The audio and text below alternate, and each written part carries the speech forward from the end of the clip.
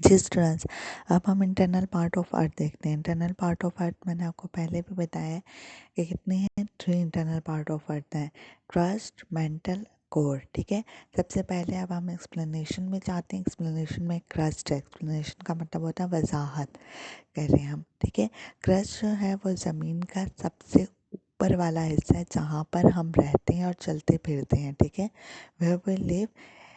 ठीक है, और क्रस्ट है।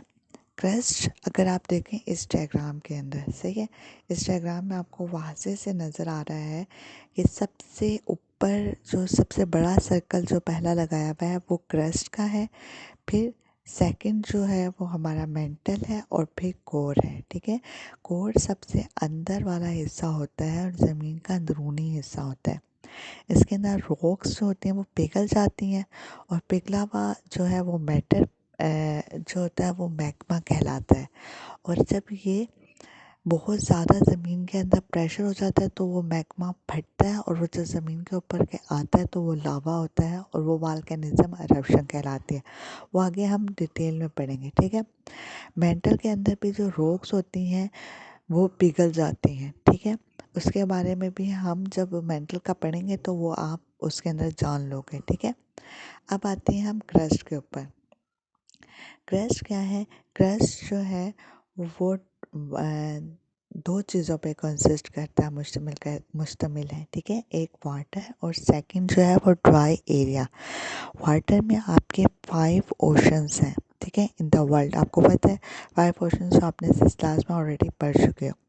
ड्राई लैंड में आपके कॉन्टिनेंट्स होंगे, जो 7 कॉन्टिनेंट्स हमने पढ़े थे 7th क्लास में। ठीक है, ओ सॉरी 7th क्लास आपने जिस क्लास में पढ़े थे ना, तो वो 7 कॉन्टिनेंट्स जो हैं वो आपके ड्राई लैंड होते हैं। इसका मतलब जो क्रस्ट है वो दो चीज़ों पर मुश्तमिल है, ओशंस पे और कॉन्टिनेंट्स पे। जब हम इसके पार्ट आगे पढ़ेंगे तो आपको वो और भी समझ आ जाएगा। अब इसकी डेफिनेशन देखते हैं।